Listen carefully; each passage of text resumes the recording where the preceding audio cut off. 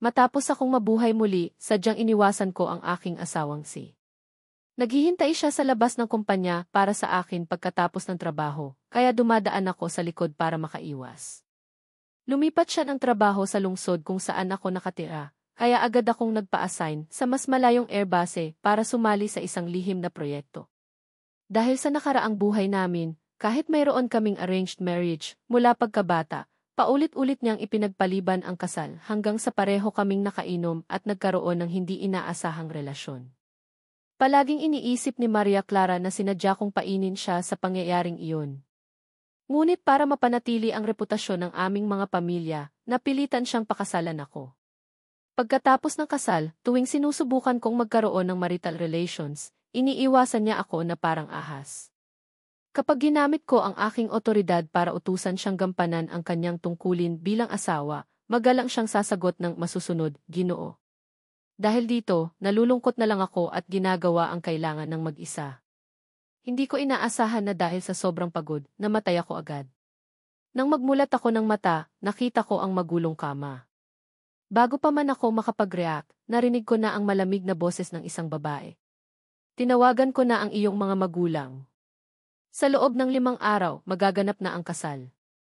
Ramon, nasisiyahan ka na ba? Nang tumingala ako, nakita ko si Maria Clara. Hindi siya ang mukha ng 50 taong gulang na si Maria Clara nang mamatay ako, kundi ang kanyang kabataan at magandang hitsura sa edad na 20. Doon ko napagtanto na nabuhay akong muli, bumalik bago pa man ang araw ng kasal ko kay Maria Clara. Ang pamilya ko at ang pamilya ni Maria Clara ay mayroong arranged marriage mula pagkabata, ngunit hindi ako gusto ni Maria Clara. Nagpatuloy ang kasal sa loob ng maraming taon na naging dahilan para maging katatawanan ako sa buong Maynila.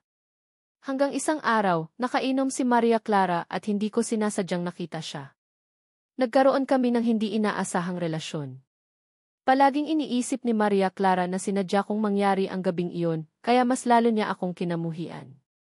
Ngunit nangyari na, at alam na ng lahat, kaya wala siyang ibang nagawa kundi tuparin ang kasal at pakasalan ako.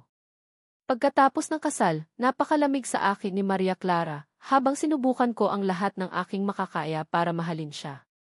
Kulang sa pondo ang kumpanya ni Maria Clara, kaya ibinigay ko ang lahat ng pag-aari ng pamilya ni Ramon para magamit niya.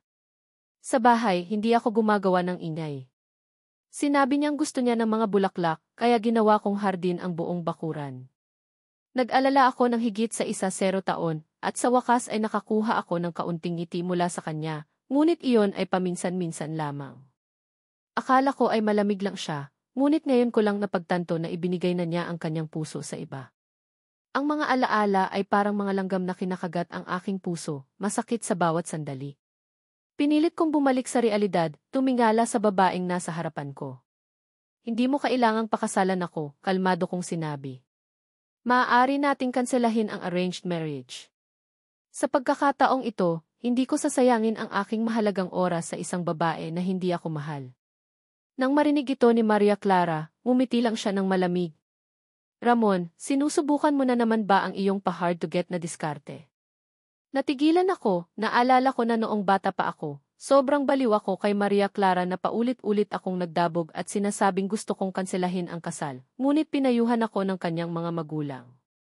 Kaya matagal nang hindi naniniwala si Maria Clara na gusto ko talagang kanselahin ang kasal. Sa pagkakataong ito, gusto mo ba talagang sabihin ko iyon? Sinubukan kong magpaliwanag, ngunit tumalikod si Maria Clara at umalis, hindi man lang lumingon. Gaya ng dati, hindi ako pinakinggan ni Maria Clara. Huminga ako ng malalim at binaliwala ito. Kung gusto kong kanselahin ang kasal, kakausapin ko na lang ang pamilya ni Maria Clara. Kumpara rito, mayroon akong mas mahalagang bagay na dapat gawin. Pagkatapos, kinuha ko ang aking telepono at tumawag. Professor, maaari pa ba akong mag-apply para sa bagong proyekto ng pananaliksik sa gamot sa airbase? Sa kabilang linya, masaya ang boses ng professor. Siyempre, sila mismo ang gustong kunin ka bilang researcher. Ngunit sinabi ko na sa iyo na ito ay isang top secret na proyekto. Kapag pumunta ka sa Research Institute sa Hilagang Kanluran, hindi ka papayagang bumalik sa loob ng 10 taon o makipag-ugnayan sa kahit sino. Napag-isipan mo na ba talaga iyan? Noong kolehiyo, nag-aral ako ng aerospace engineering at palaging mahusay. Ang aking thesis sa graduate school ay ang mismong teknolohiya na kailangan ng bansa. Hindi ako nag-atubiling sumagot na pag-isipan ko na. Kaya, pagkatapos kong magtapos, nakatanggap ako ng imbitasyon mula sa Aerospace Air Base. Iyon din ang aking pangarap. Ngunit sa nakaraang buhay ko, dahil nag-propose si Maria Clara, isinuko ko ang aking pangarap para manatili sa tabi niya. Ngunit sa pagkakataong ito, gusto kong mabuhay para sa aking sarili. Napag-isipan ko na. Pupunta ako. Napakasaya ng propesor. Kung gayon, magaling. Ngunit malapit nang magsimula ang proyekto. Kailangan mong umalis sa loob ng 5 araw. Magpaalam ka na sa iyong pamilya. Ngunit wala akong pamilyang kailangang paalaman. Noong ako ay 15 taong gulang, namatay ang aking mga magulang. Mula noon, ako na lang mag-isa sa pamilya ni Ramon. Kinontak ko ang mga magulang ni Maria Clara at ipinaliwanag ang aking intensyon na kanselahin ang kasal. Pagkatapos ibaba ang telepono, pumunta ako sa auction house. Ang aking ina ay isang sikat na ceramic artist. Pagkatapos ng kanyang kamatayan, kinolekta ko ang kanyang mga gawa bilang alaala. Ang isa sa mga gawa ay tinatawag na pag-ibig na ginawa ng aking ina noong nagdadalang tao siya sa akin. Maraming taon ko itong hinanap. Sa kabutihang palad, bago ako pumunta sa Research Institute sa Hilagang Kanluran, nakita ko ang pag-ibig na ipinagbibili. Pumunta ako sa auction house, ngunit nakita ko si Maria Clara at si Antonio sa loob. Nang makita ako, malamig na sinabi ni Maria Clara, "Ramon, anong laro na naman ang ginagawa mo?" Hindi ako nakasagot. Lumala ang ekspresyon ni Maria Clara. "Tinawagan mo ang aking mga magulang at sinabing gusto mong kanselahin ang kasal. Natatakot ka ba na magbago ako ng isip? Huwag kang mag-alala na ipadala ko na ang mga imbitasyon. Hindi na ito makakansela." Napagtanto ko na hindi pa rin sila naniniwala na gusto ko talagang kanselahin ang kasal. "Nagkakamali ka." Seryoso ako. Pinuto ni Maria Clara ang aking paliwanag. "Ramon, tama na." Tumingin ako sa malamig na mukha ng babaeng ito at biglang ayaw ko nang magsalita pa. Gayunpaman, sa loob ng 4 na araw, kung hindi lumitaw ang groom sa kasal, maiintindihan nila na seryoso ako sa pagkansela nito. Mabilis na nagsimula ang auction. Magiliw na tanong ni Maria Clara kay Antonio, "Antonio, malapit na ang iyong kaarawan. Sabihin mo sa akin kung anong gusto mo at bibilhin ko ito." Ngunit nahihiyang pinilig ni Antonio ang kanyang ulo. "Tita, malaking pabor na po ang pagpapalaki sa akin. Masyadong mahal ang mga bagay dito. Hindi ko po kaya." Bahagyang sumimangot si Maria Clara. "Antonio, karapat-dapat ka sa pinakamagagandang bagay sa mundo." Ang ina ni Antonio ay isang tauhan ni Maria Clara. 12 taon na ang nakalilipas, namatay siya para iligtas si Maria Clara. Kaya, inampon ni Maria Clara si Antonio at hiniling sa kanya na tawagin siyang tita. Noong panahong iyon, si Antonio ay mahigit 10 taong gulang, habang si Maria Clara ay halos 20 taong gulang. Lumipas ang maraming taon, at ang batang lalaki ay lumaki at naging gwapong binata. Tumingin ako kay Maria Clara at pagkatapos ay kay Antonio, na palihim na namumula. Bigla kong napagtanto na napakamanhid ko dati at hindi ko napansin ang damdamin ni Maria Clara para kay Antonio. Sa sandaling ito, narinig ang boses ng auctioneer. Susunod ay ang sikat na ceramic work, Pag-ibig. Isang puting-puting ceramic work ang dinala sa entablado, na naglalarawan ng isang inang elepante na yakap ang kanyang anak. Biglang tumingala si Antonio. Agad na napansin ito ni Maria Clara at nagtanong, "Gusto mo ba ito?" Namumulang sumagot si Antonio, "Opo." Ipinapaalala nito sa akin ang aking yumaong ina. Kasabay nito, itinaas ko ang aking placard sa aking kanang kamay. 1,000,000. Direkta kong itinaas ang presyo ng doble sa presyo ng merkado, na determinado na makuha ang memorabilia ng aking ina. Ngunit hindi ko inaasahan na itinaas din ni Maria Clara ang kanyang placard. 1,100,000. Bigla akong lumingon sa kanya. Kalmadong sinabi ni Maria Clara, "Gusto ito ni Antonio." Agad na nagpakita ng galit ang aking mga mata. "Ito ang memorabilia ng aking ina." Nagulat si Maria Clara. Sa sandaling ito niya napansin ang pangalan ng artist. Ang kanyang braso na may hawak na placard ay kusang bumaba, Ngunit hindi ko inaasahan na biglang umiyak si Antonio sa tabi niya. Ayos lang po, tita.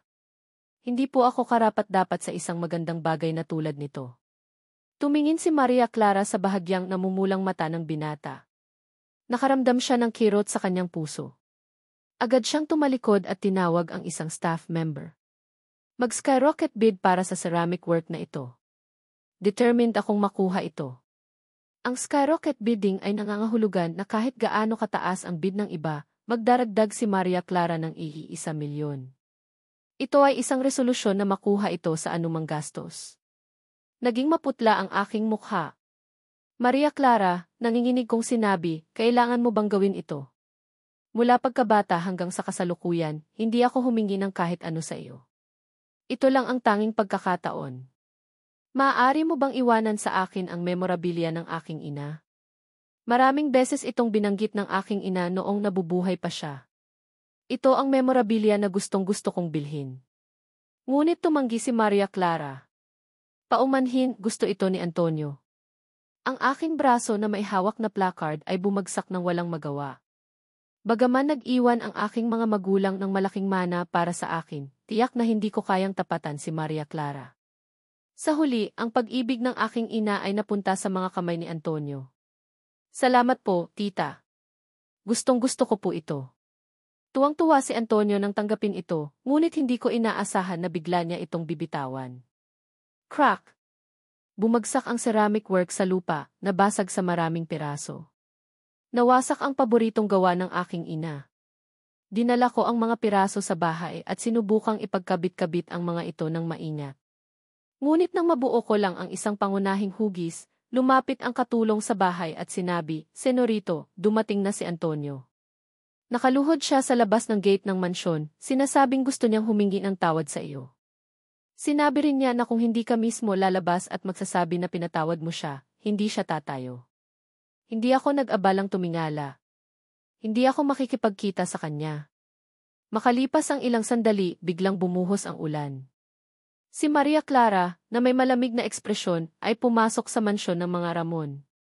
Ramon, hindi mo ba nararamdaman na sumusobra ka na? Ang babaeng ito, na palaging marangal at malamig, ay puno ng galit sa kanyang mga mata sa sandaling ito. Isang oras nang nakaluhod si Antonio sa labas. Kailangan mo lang lumabas at sabihin na pinatawad mo siya. Napakahirap ba nito? Tumigil ang aking mga kamay sa pagkabit-kabit ng ceramic work. Siya ang sumira sa gamit ng aking ina. Bakit kailangan kong lumabas at aliwin siya at sabihing pinatawad ko siya? Nanginginig sa galit si Maria Clara, ngunit hindi ko inaasahan na ang kanyang assistant ay nagmamadaling pumasok. Naku po, Senora, nahimatay si Antonio. Ano? Agad nagbago ang ekspresyon ni Maria Clara. Tumunghay siya sa akin, na nakaupo pa rin at nagkakabit-kabit ng mga piraso, at galit na inihagis ang natapos ko ng ceramic work sa lupa. Ramon, napakalamig mo. Pagkatapos sabihin ito, tumalikod siya at tumakbo palabas, hindi na lumingon para alalayan si Antonio sa ulan. Tumingin ako sa ceramic work na bumagsak na naman sa lupa. Sa pagkakataong ito, nawasak ito ng lubusan. Namula ang aking mga mata. Napakarami ko ng kalamigan sa loob ng maraming taon. Palagi akong sumusunod sa kanya, umaasang makita niya ako kahit sandali lang. Ngunit ano ang napala ko?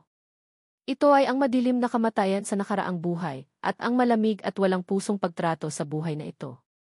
Sino ba talaga ang walang puso? Lumuhod ako para pulutin ang mga piraso na hindi na maaring ikabit sa lupa. Maria Clara, hindi na kita mahal kahit kaunti. Sa wakas ay nagpasya akong wakasan ang aming relasyon. Agad kong ipinadala ang lahat ng gamit na ibinigay sa akin ni Maria Clara pabalik sa bahay ng mga Maria Clara.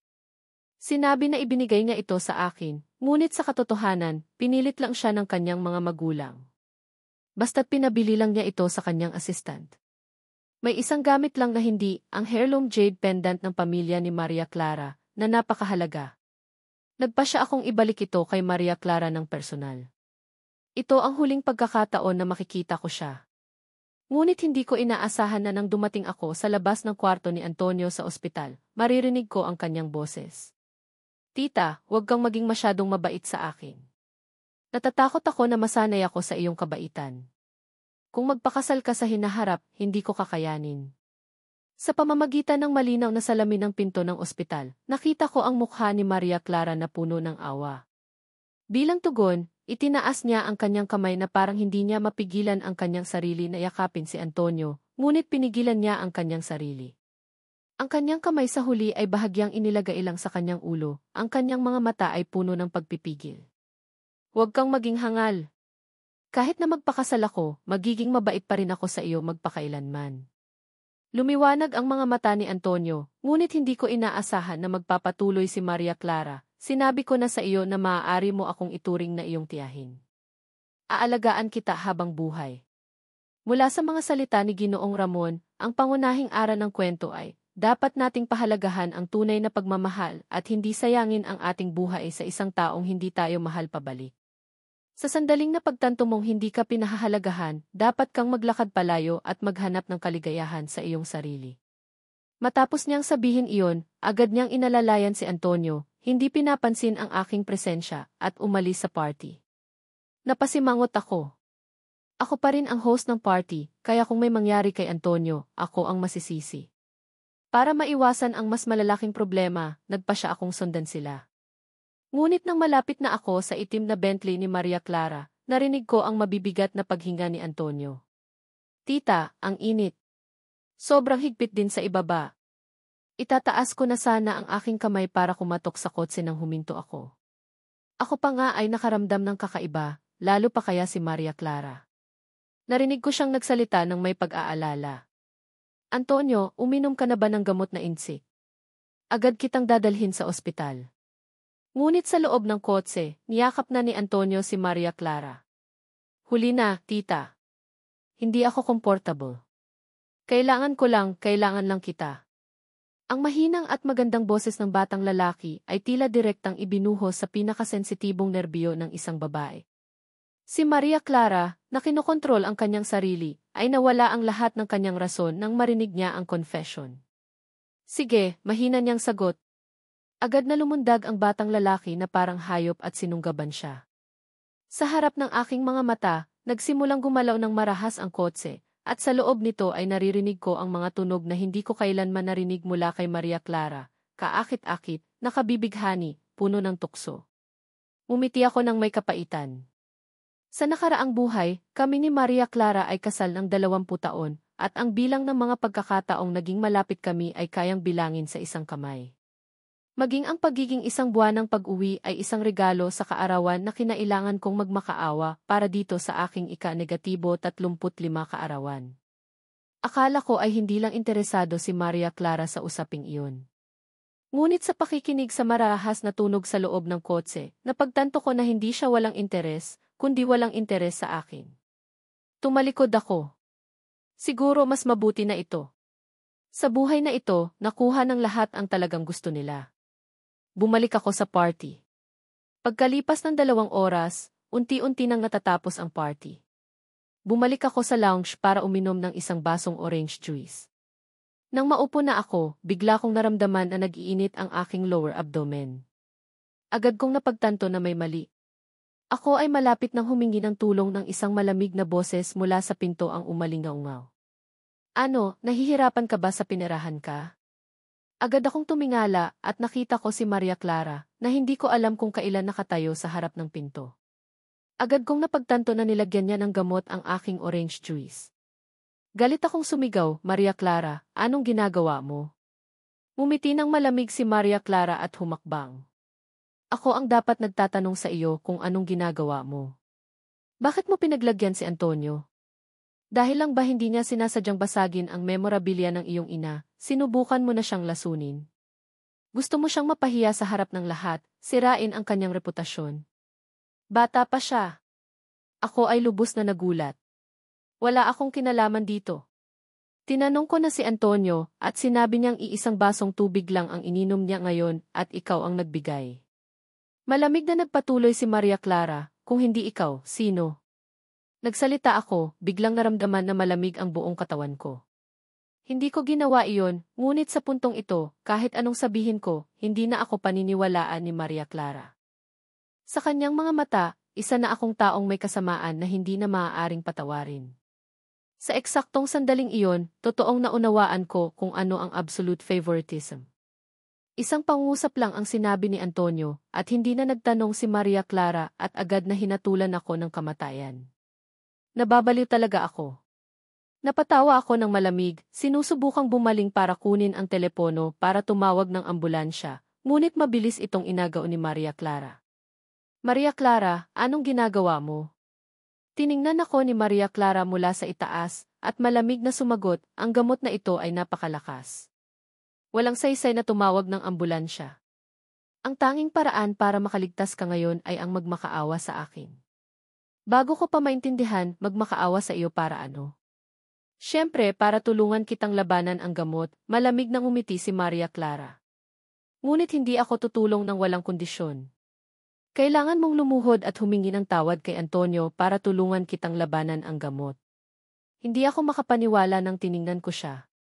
Kakagaling niya lang sa paggawa ng intimacy kay Antonio sa kotse, at ngayon ay gusto niyang tulungan akong labanan ang gamot at gusto pa akong lumuhod at magmakaawa. Isang kakaibang pakiramdam ng pagkasuklam ang bumaha sa aking dibdib. Lumapit sa akin si Maria Clara. Ramon, ano pang ginagawa mo? Hindi ba ito ang gusto mo? Malamig niyang sinabi, noon ay ginamit mo rin ang paraan na ito para pilitin akong pakasalan ka. Ngayon, hinihiling ko lang na humingi ka ng tawad para sa iyong mga kasalanan. Anong mali doon? Sa huli, hindi ko na makayanan pa. Itinulak ko siya, pagkatapos ay kumuha ng gunting sa mesa at malamig na sinabi, gusto mo akong lumuhod at humingi ng tawad kay Antonio. Huwag ka nang mangarap. Pagkatapos sabihin ang mga salitang ito, agad kong sinaksak ang aking hita ng napakalakas. Agad na nagbago ang ekspresyon ni Maria Clara. Ramon, anong ginagawa mo? Ngunit hindi ko siya pinansin. Hinigpitan ko ang pagkakahawak ko sa gunting at patuloy na sinasaksak ang aking hita. Tinatakpan ng itim na pantalon ang sugat, ngunit ang aking puting kamiseta ay naging pula sa loob ng ilang sandali. Nakatayo lang si Maria Clara na tulala sa lugar. Gusto ko lang na hindi ko siya mahawakan. Mas gugustuhin ko pang saktan ang sarili ko kaysa makisali sa kanya. Ang ideyang iyon ay bumaha sa aking isipan na nagdulot ng kakaibang pagkayamot kay Maria Clara. Ramon! Sumigaw siya, dumarama para pigilan ang aking kamay. Bumagsak ang gunting sa lupa. Ang sakit ay kumalat sa aking buong katawan, ngunit nadama ko na mas malinaw ang aking isipan kaysa dati. Sa sandaling iyon, may narinig na palakpakan mula sa ibaba.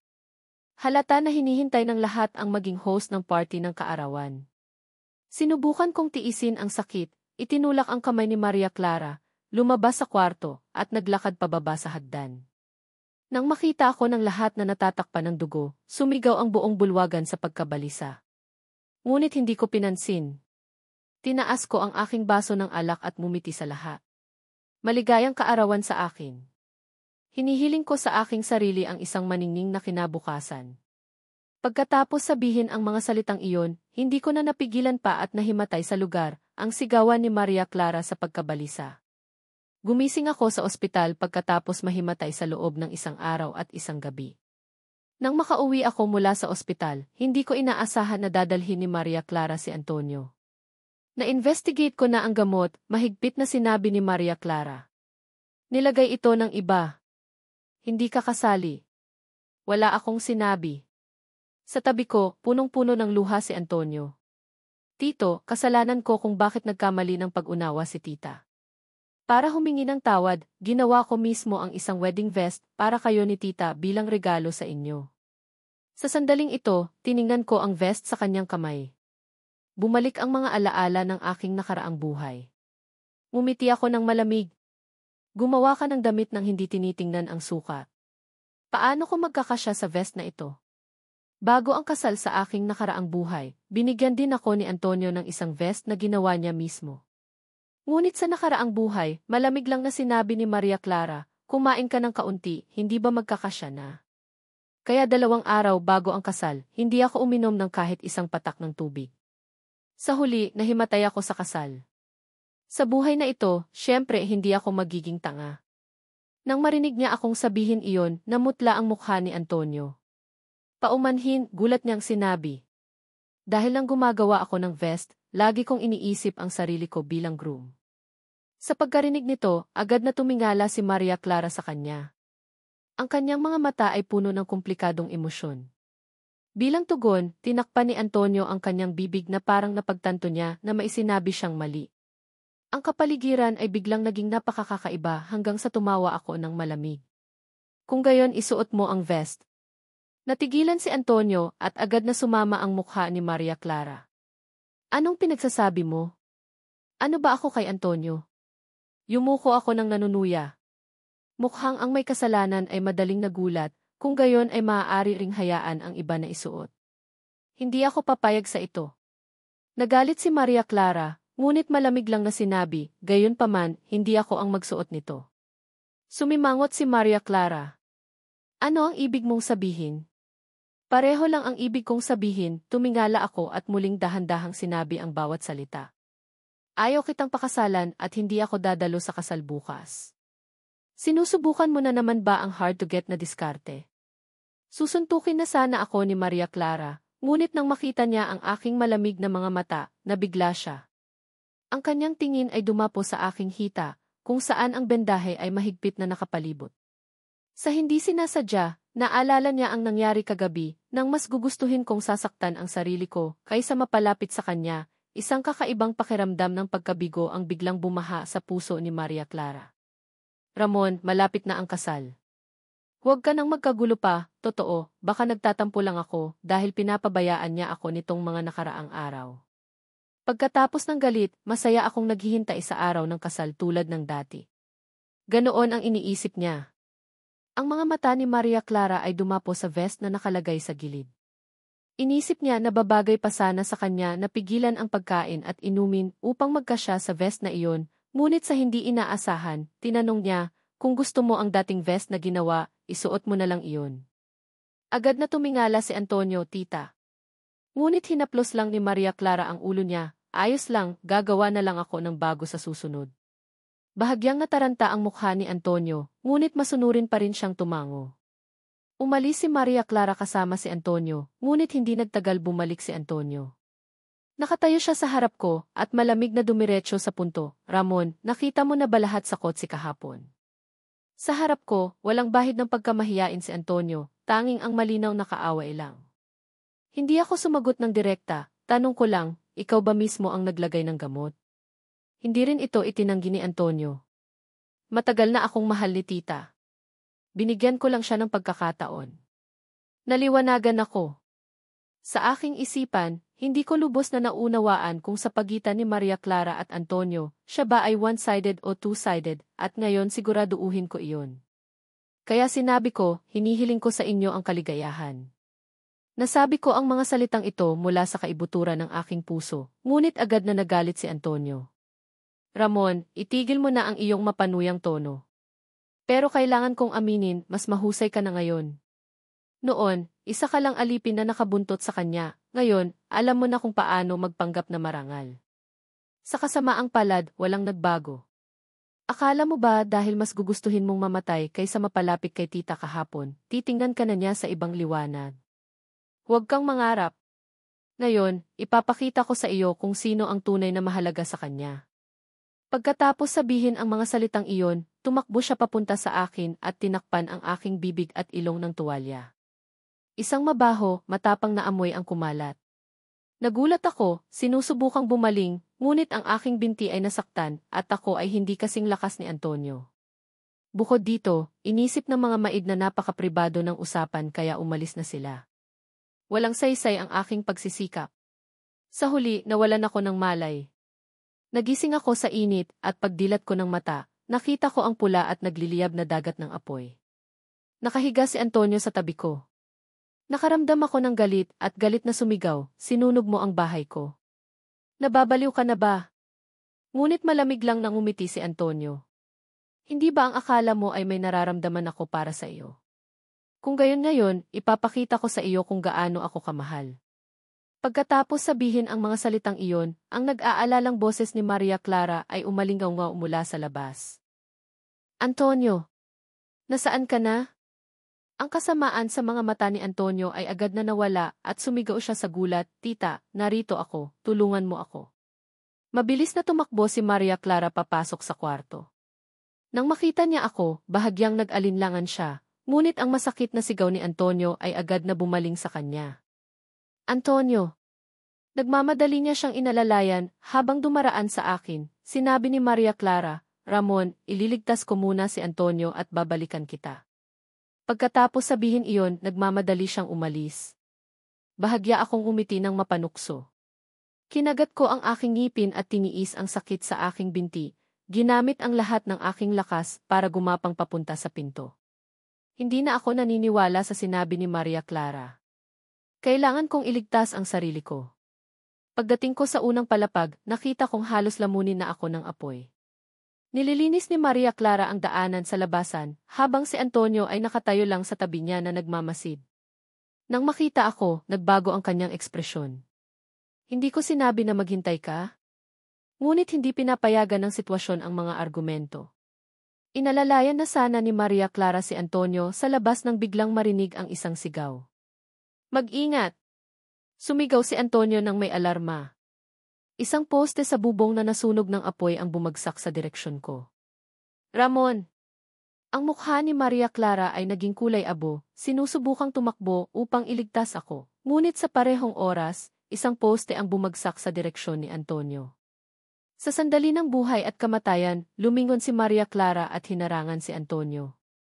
Ang nasusunog na poste ay tumama sa kanyang likod. Ang kanyang mukha ay nagkulay abo sa sakit at sumigaw siya ng malakas. Kasabay nito, bumagsak din sa aking likod ang isa pang poste. Isang malakas na sakit ang kumalat sa aking katawan. Malinaw kong nakita ang rescue team sa wakas. Mahigpit pa rin na niyakap ni Maria Clara si Antonio, gamit ang isang absolute defense na postura upang protektahan siya. Bahagya akong umiti. Maria Clara, pareho pa rin ang pagpipilian mo sa buhay na ito. Nagising ako sa isang ospital. Sa harap ko ay si Maria Clara na nabendahan na ng maayos. Nang makita niya akong gumising, mahigpit siyang nagsalita. Tinatawagan ko na ang doktor, sobrang nag-aalala ako kaya sa mga ikakasal pa. Ang gamot ay napakalakas na sinuman ang makakuha nito ay mawawala ng rason. Hanggat mayroong isang miyembro ng kabaligtaran na kasarian, ito ay magsisimula. Ngunit ako, pinilit kong pigilan ang hindi paghawak sa kanya, pinapayagan ang aking sarili na malubhang mapinsala. Mukhang talagang determinado na akong tapusin ang relasyon namin. Nang isipin ito, nadama ni Maria Clara na ang kanyang puso ay parang may umukit ng isang piraso. Ang isang kakaibang pagkabalisa ay sumakop sa kanyang puso. Hahanapin ko siya, lumingon siya, handa na umalis, ngunit sumigaw ang pamilya ng mga Maria Clara. Ang mansyon ng mga Ramon ay nasunog. Saan mo siya hahanapin? Agad na natigilan si Maria Clara. Tama. Halos makalimutan niya na ang mansyon ni Ramon ay naging abo kahapon. Nang isipin ito, lalo pang bumigat ang pakiramdam ni Maria Clara. Maghahanap sana siya sa ibang lugar nang biglang tumakbo ang wedding planner papunta sa kanila. Narito na ang groom. Nagulat si Maria Clara. Pagkatapos nito, nakahinga siya ng maluwag. Siyempre, akala niya ay gusto ako sa kanya. Paano ako hindi pupunta sa kasal? Ito ay isa pa lamang sa kanyang mga hard-to-get na laro. Nang isipin ito, bahagyang nagalit si Maria Clara, handa nang paratangan ako ng ilang mga salita para sa pagiging hindi nagpapasalamat. Ngunit nang umangat ang kanyang ulo, bigla siyang natigilan. Antonio, bakit ikaw? Nang makita ang vest na suot ng binata sa harap niya, mas nagulat siya. Bakit mo ito suot? Sa sandaling ito, ang groom na sumusunod sa wedding planner sa bulwagan ay lubos na hindi ako, ngunit si Antonio. Sa kanyang katawan ay ang vest na idinisenyo niya mismo. Nang marinig siya ni Maria Clara na nagtanong, namula ang mukha niya at yumuko, Tita, narinig ko na hindi pa dumadating si Ramon. May napakaraming bisita, kaya kung hindi lilitaw ang groom, ang pamilya ng mga Maria Clara ay magiging katatawanan ng Maynila. Kaya ko na nagpasya na isuot ang vest na ito. Kung hindi siya darating, papakasalan kita. Gagawin kitang misis. Pagkatapos sabihin iyon, bigla niyang itinaas ang kanyang ulo. Ang kanyang kumikislap na mga mata ay nagpapakita ng isang pagpapasiya na parang nag-ipon siya ng lahat ng kanyang lakas ng loob. Nagulat si Maria Clara. Ngunit ang ina ni Maria Clara, na nasa tabi, ay hindi nagsalita, biglang sinampal si Antonio sa mukha. Anong klaseng basura ka na nangangarap na pakasalan ang anak na babae ng pamilyang ito? Huwag ka nang mangarap. Sa puntong ito, nagising si Maria Clara, nagmamadaling lumapit sa harap ni Antonio, sinaway ang kanyang ina. Inay, anong ginagawa mo? Ngunit mumiti lang ang ina ni Maria Clara ng malamig. Maria Clara, huwag kang magpanggap.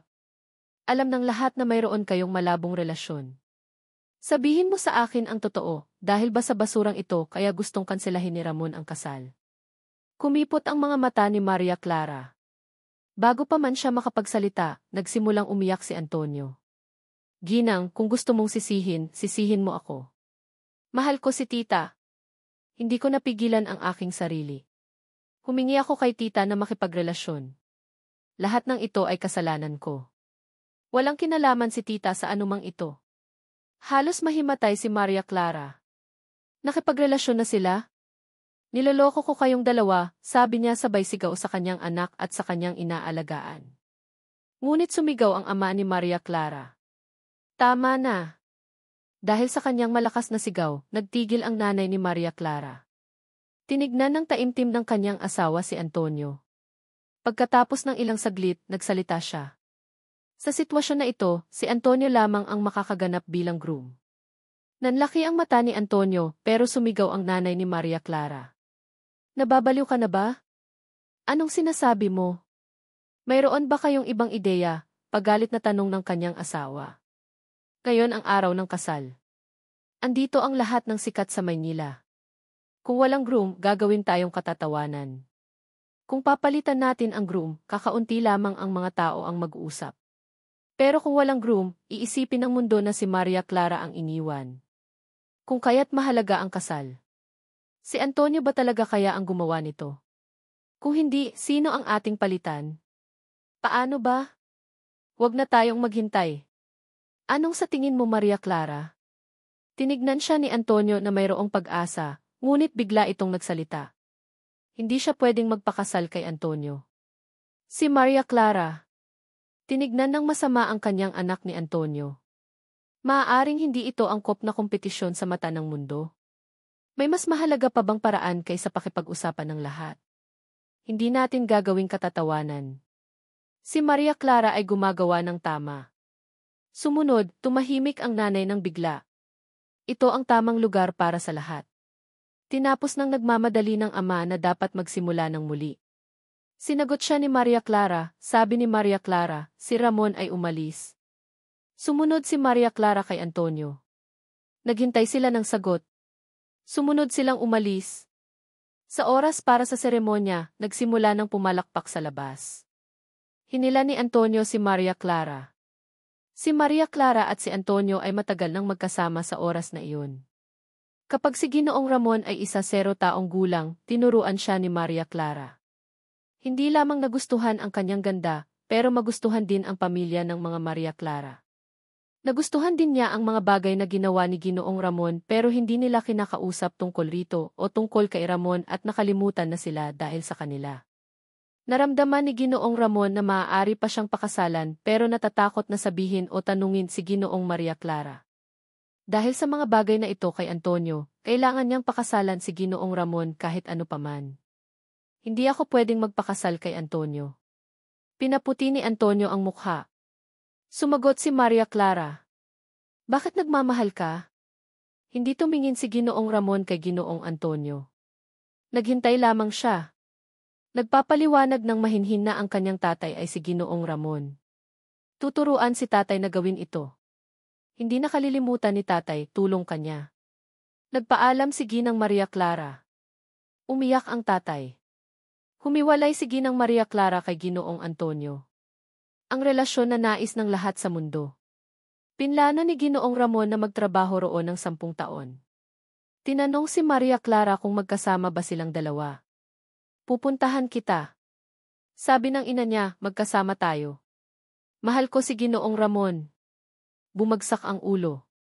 Hindi ito totoo, sabi mo. Maaari nga, sumigaw sa kanyang ina. Pagkatapos, tumahimik ang kanyang ina. Tinignan ni Ginang Maria Clara ang kanyang kuko at nagdesisyon ng makipag-ugnayan kay Ginoong Ramon. Naghanap si Ginang Maria Clara kay Ginoong Ramon sa kanilang bahay pero hindi siya natagpuan. Sumunod, nagpunta siya sa eskwelahan. Sa kanyang gulat hindi niya alam. Si Ginang Maria Clara hindi nag-aral o nagka-interes sa teknolohiya at hindi naman niya alam o pinansin. Pagkatapos maghanap sa eskwelahan, si Ginang Maria Clara ay nakipag-usap kay Ginoong Ramon. Sa kanyang pagkagulat, nagdesisyon siyang nagtrabaho doon at nawalan na siya ng isip dahil hindi naman siya interesado sa kanyang trabaho. Nagkita na si Ike Ramon? Nakita ko na si Ike Ramon. Paano ba kung hindi siya nandito? Tumugon si Ginoong Tristan. Nagdesisyon na magbitiw si Ginoong Ramon sa ganitong trabaho sa isang pagkakataon. Kaya nagsabi na lamang siya na gusto niyang dalhin si Ginoong Ramon. Pinasok siya sa proyektong ginagawa ni Ginang Maria Clara, kaya't bakit ko siya aalisin dito? Tanong ni Ginoong Tristan. Hindi mo ba talaga alam? Si Ginoong Ramon ay gumawa na ng trabaho sa mga proyektong ginawa mo ilang linggo na ang nakakalipas at nang hindi ka nakatingin. Hindi ba kayo nag-usap dati? Nabalitaan na ba ako sa iyo? Nagulat talaga si Ginoong Ramon. Hindi niya kailanman gagamitin ang lahat ng ito kay Ginoong Ramon. Si Ginoong Ramon na mismo pala ang nakasulat ng lahat sa kanila at sa isang araw. Nangyari na ang lahat kaya't humingi na ng tulong galing kay Ginang Maria Clara. Puntahan na natin kaagad si Ike Ramon. Kinailangan ng gumawa ni Maria Clara ng paraan. Sa isang punto, hiniling niya na bumalik roon pagkalipas ng ilang linggo. Siya rin ay hindi pa nakakasama ni Ginong Ramon na umalis ng makakasama. Nangyari lahat ito noon. Tinanong na lamang niya muli. Hindi ko na alam kung ano ang nangyayari. Bumalik kay Ginoong Ramon sa mundo kung saan nakikita niya ang kanyang ama at sumama sa lahat. Sinabi ng paulit-ulit ng kanyang ama na mayroon siyang dapat gawin. Hindi na makasal si Maria Clara dahil doon kaya bumalik siya at kausapin na lamang kundi ang kanyang pinsan. Magsimula na ang kanilang kasal. Alam niya ang pamilya nito. Kahit hindi siya nais pakasalan, kailangan niya ang proyektong ito para sa trabaho ni Ginoong Ramon. Kailangan mong gawin ang tama, gumawa ka ng kasunduan kay Ginoong Tristan o kay Ramon. Wala kang magagawa kahit ano paman dahil sinabi kong magagawa mo ang mga ito. Magagawa mo ang mga ito. Huwag kang matakot. Tama, huminto saglit si Ginoong Ramon. Nakita ni Ginoong Ramon ang mga taong mahal niya at naalala siya. Nag-email siya at pumunta sa lugar. Pero hindi siya pwedeng umalis doon. Marami siyang magagawang mabuti kung magstay siya roon kaya't kailangan niyang magtrabaho at hindi magpakasal kay Ginoong Ramon. Hindi kita pakasalan, patuloy niya. Nagulat si Ginoong Ramon. Pagkatapos, natahimik lamang at naghintay sa kanya. Hindi niya alam ito dahil hindi si Ramon ang nagtrabaho ng ilang linggo. Ngayon lang kaya ko. Ano pa ba ang dapat kong gawin? Tinanong ni Ginoong Ramon. Ginawa silang perpektong kapareha sa nakalipas na higit sa 20 taon. Sabi niya rin na gusto na niyang mawala. Ano ang dapat nilang gawin? Umiyak si Ginoong Ramon. Narinig ni Ginoong Ramirez na magkatrabaho na sila, tumulong na si Tristan. Hindi nagsasalita si Tristan pero napaiyak pa rin si Ginoong Ramirez. Sawa na ako. Hindi na ako maghihintay, sabi niya. Ano kaya ang gagawin nilang dalawa? Kailangan si Ginoong Ramirez sa mundo kung saan nakikita niya ang lahat sa pamilya. Mahal niya ang buhay na ito. Tinanong ni Ginoong Tristan, bakit ang paghahanap sa kanila napakahalaga sa kasama na si Ginoong Ramirez? Sumagot si Ginang Ramos. Kung mamahalin ko sila, mamahalin natin ang katotohanan. Natahimik lamang ang kanyang asawa. Hindi niya ba nakikitang sinasaktan niya ang lahat dito? Tinanong niya, anong nangyayari na hindi mo binabanggit na hindi nagsusulat ng ilang linggo? Ano pang nangyayari? Hindi nagbago ang iniisip ni Ginang Ramirez. Papasok si Ua Lopez, nagtrabaho ako pero naghiwalay pa rin kami. Si Ginang Tristan ay nagtatrabaho para siguraduhing nasa ayos ang lahat para kay Ginoong Ramon sa kanyang buhay. Alam nila si Ginoong Ramon dahil nakatulong na niya si Ginang Ramirez at magtatapos na rin siya. Ano ang nakikita mo sa tatay mo? Pagkatapos itong sabihin hindi siya nagsalita. Anong plano ang kasalukuyan nilang ginagawa? Sa pamamagitan lang ng gamit na iyon makakagawa tayo ng desisyon sa pinakamadaling panahon. Wala pa kaming sinasabi kasi mas gusto naming ipakasal na lang kayo, hindi ka namin pwedeng gamitin sa lahat ng ito. Napatayo si Ginoong Ramon sa mundo pero kinailangan niya itong ipakita para sa pamilya ni Ginoong Tristan. Nang maging ganito dapat magtrabaho siya. Kailangan niyang ipakasal si Ginoong Ramon. Hindi na magaganap ang kasal kaya tinanong na lamang ni Ginang Ramirez ang kanyang pinsan. Nalaman na hindi rin gaganap ang pinsan. Hindi siya maaaring humingi ng pangangalaga para kay Ginoong Tristan at Ginoong Ramon dahil hindi niya ito nakikita sa bahay, kaya hindi na siya nakahanap. Hindi ko na alam kung ano ang dapat gawin. Kailangan ninyong magtrabaho ng tama sa paggawa ng tamang plano para kay Ginoong Tristan o kay Ramon. Marami kayong maaaring gawin at makukuha rin kaya ninyo ang mga ito. Huwag kang matakot. Sabi ni Ginang Tristan saglit. Nakita niya ang kanyang mga mahal sa buhay at naaalala pa rin siya. Pinadalhan niya ito at pumunta roon. Hindi dapat ito nangyari sa kanila. Sa wakas sinabi niya na kailangan nilang magpakasal. Alam ng kanilang mga anak at tatay hindi siya pwedeng tumigil magtrabaho. Hindi ako makakasal, patuloy niyang sabi. Nagulat si Ginoong Ramon. Sumunod, tumahimik siya para humintay sa kanya. Kung pinagpilitan niya, sinisisi ang kanyang sarili. Magsimula na sa eskwela ng nakaraang Ginoong Ramon dahil nagtrabaho siya roon ng mga ilang linggo na nakalilipas. Ang mga gamot na gamit ay sinigurado nila ng ilang linggo na ang nakakalipas. Nakailangan saktan ang iba para makalimutan, nang sila isumuko sa paghihirap ay nagsisisi. Hindi ako naniwala na iyon ay ang totoo dahil gustong sabihin sa kanya ng lahat na iyon pero siya ang nagbago sa buhay namin. Si Ginoong Ramon ay nagsimula na makipagkilala sa kanyang matalik na kaibigan kay Junior Maria. Si Iggy, Junior Maria, masakit para sa kanila, mas malala ang magiging desisyon. Bakit ginawa mo ito? Pagkatapos ng mga pagsubok na ito, hindi ko maiwasang mawalan, sabi ni Ginang Ramirez, ano ba ang ginagawa ko? Ngunit ang ina ang kumontrol ito. Huminga si Ginoong Ramirez. Dapat ako ang magpapatuloy sa buhay ko. Nahanap nila ng magkasama ang kasalan. Mahal siya ni Junior, tinulungan ni Ginoong Senior Maria siya, tinulungan pa rin nilang lahat si Ramirez na gawin ang lahat. Wala siyang ibang mahihiling. Marahil ito ay mahusay para sa lahat upang umasa rito. Kailangan makipag-ugnay si Tristan kay Junior at Senior Junior, mas mahalaga pa nga. Ano kaya ang sinasabi mo? Tinanong niya si Maria Jr. kung magaling na ba siya dahil hindi siya nandito, anong sasabihin niya? Pinapunta namin ito dito at siya ay kasama ko, tuturuan ko sa iyo kung magkasama tayo. Kailangan mo si Junior, hindi si Tristan. Sinasabing ganoon kaya't ngayon sila ay nagsisimula at siya ay magiging malapit sa kanila. Tumutol, ito ang plano. Mayroon siya sa isip na siya ang nagmamahal pero hindi sa totoong buhay. Hindi siya magtatagal kaya't kailangan niya ng gumawa ng desisyon. Kung magkagayon sinubukan ni Senior Junior na pumasok sa kumpanya. Kinailangan nila si Senior V kasi nangyari na ang lahat at may kailangan ito sa kanya. Magtulungan sila roon. Hindi niya ito ipapakita kay Junior. Binuo niya na ito mula ng maraming taon. Kung nakagugol siya ng maraming panahon sa Senior V, hindi niya maaaring kalimutan ang nangyari kay Ginoong Junior. Ngunit kung hindi siya pwedeng maging malapit kay Senior Junior, kailangan niyang pumunta dahil dito niya maaaring makuha ang nangyayari sa buong buhay. Magiging matatag nang hindi na inaalala pa kung ano ang nangyayari. Sinabi niya na, kung ganito rin naman gagawin niya, kailangan niyang gawin ang sa kanila dahil sa iisang ito.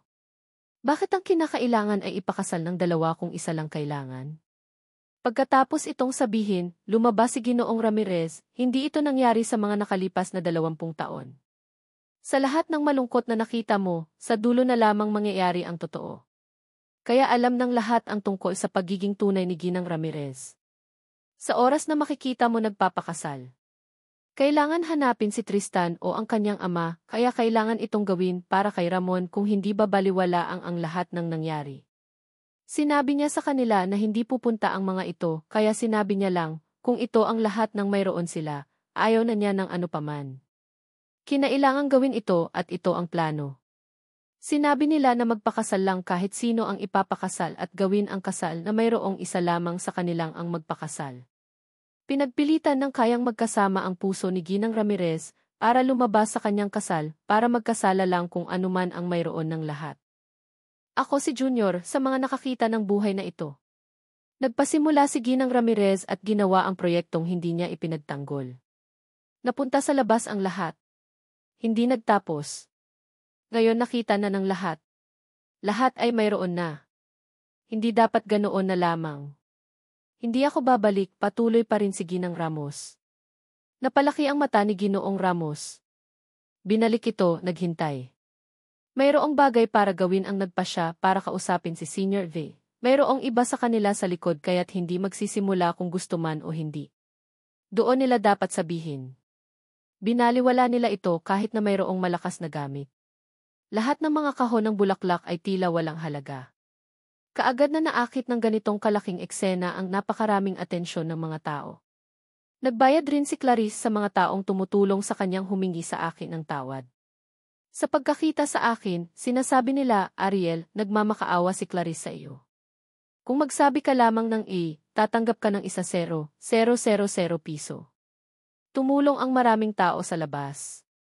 Nakita ni Ariel ang ganitong kalaking eksena habang lumalabas sa gate kasama si Teresa. Madilim ang mga mata nila. Ariel, bumalik na si Clarice para humingi ng tawad sa iyo. Babalikan mo pa ba siya? Kahit na nagsimula ang buhay nila sa simple at masaya, nababahala pa rin si Teresa. Pagkatapos ang lahat, matagal ko nang mahal na mahal si Clarice. Walang magagawa kundi mahulog ang puso ko ng kaunti. Tinitigan ko siya at sinabi, hindi na ako babalik at ayaw ko nang makita siya. Teresa, magtiwala ka sa akin. Itong nalulungkot na mga kasaysayan ay hindi pwede ibalik. Ang sinabi na yun ay ikinalaki ng mga mata ni Teresa na nagulat. Sa ganyang kaso akong umiti sa'yo. Hindi na kita ginagawang mahal. Nagbibigay sa kanila ng sinasabi na magawa sa atin. Sa'yo na. Si Teresa ay hindi nandoon pero sa pagkaawa ko dahil siya. Hindi dapat sabihin yun. Si Teresa ay umalis na sa akin at hindi na ako kukulitin pa. Sa mundo na ginawa ko, baka ikaw yung mag-ingat. Tapos gumalaw at lumapit sa akin. Hindi mo kailangang magpagaling. Nagbigay sa amin ng nakakakumbinsi. Ikaw ay hindi na kailaman mapapa sa akin, tumigil na. Hindi nakakalimutan ang dalawa kayo at nasaktan hindi niya pinabayaan si June. Naglakbay sa mga nangyayari. Ang mahalaga sa'yo hindi na ito importante at walang pwede tulungan. Ang tunay na nangyayari ikaw ay nakakilala na at gumawa ng mga kabutihan. Sa dami na nakakakita kay Teria si Lam ay nandoon. Sa kanyang daliri ay tinitignan niya ang mga pangyayari. Ikaw po ay hindi marahas. Sa mukha niya. Umalis ako. Hindi mo inaasahan. Sila muli sa kanyang sarili. Bakit hindi pa rin sila nakikipaglapit pa kay John? Lahat ng sinabi niya nangyari nang dahil mahalaga ito sa pamilya ko kay John hindi yun nangyari. Para maramdaman para matulungan niya ito at pagandahan siya. May iba rin ang pinuntahan niya na hindi sinasabi kay Lam noon. Pinahahalagahan ang lahat yun noon. Sana maalala ko ang dating panahon. Kung gusto mo magkaroon ng anak, ang mundo ay may hindi kayang tapusin. Hindi pwede mangyari yun. Tapos may mga katanungan. Luminga at tinignan niya si Lam habang galit siya at tinatakasan lahat. Hindi ka tunay kay Lam. Sinabi na po, para sa paghihirap ng iba sana matanggap mo. Hindi kayo magkakaunawaan. Ang babae na nanggaling sa kumpanya naglinis at hindi nagnakaw. Hindi malinis sa katotohanan. Hindi malinis ang paglinis. Tumitigil na. Hindi lang alam kaya sinabi. Magpagalingan na kayo. Sa mga kasama kayo ay hindi magiging tulad noon. Hindi ganun kadali sa'yo yun. Nakikita sa likod niya na marami ang nag-aasikaso. Kung sinabi na mayroon daw siya dito, hindi tama yun. Nakita kong lumapit. Tumagal ng matagal. Kung ano yun sinabi niya hindi niya magawa. Malala at mali na ba ako dito? Sa bandang huli, nalaman na ako nangyari. Naging tunay na mahirap. Tumakbo sa direkta papunta sa mga nangyari. Mensahe ni Lam para mahulog na po sa kanya. Hayaan ka na, baka makalimutan pa kita. Pinagulo mo. Nagkita ulit kayo. Sinisi sa'yo dahil hindi kita pwede maging kasama. Baka sa labas nakakarinig ng isang kanta na tumutunog sa kanyang tenga. Malamig ang tono ni Pura sa kasamaang nangyari sa kanya ngayon. Sinusundan ko ng mga problema. Magsama-sama. Baka gumaling itong problema na sinasabi kailam. Lahat ng nawawala po dito. Hindi mo gustong makita yun po. May ginagawa po ako para dito. Hindi maaring bigyan ka sa mundo. Hindi ko gustong masaya ka. Mababago ako eh. Lahat ang tinutukoy mo sinagot na kita. Kahit na sa puso mo hindi na. Pero kung nakikita ang kayamanan, pahintulutan ang mga nagtatrabaho sa pagtagal nila. Inatasanan para linisin yung gusot sa mukha niya. Yayakapin kita para alisin yan. Si Pura nagpunta malapit kay Ariel. Mahal ko siya. Pero lahat ng alam ko hindi ka nakakatulong sa ginagawa ni June.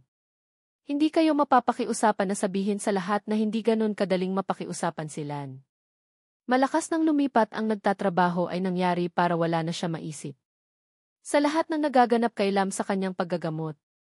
Hindi nagustuhan. Mas lalo na hindi maayos na si Arya sa buhay niya sa nakaraan. Hindi lahat sila nakakagawa ng mali. Na magkaroon. Na magkamali sa akin. Sana hindi totoo. Si June ba ay mahirap?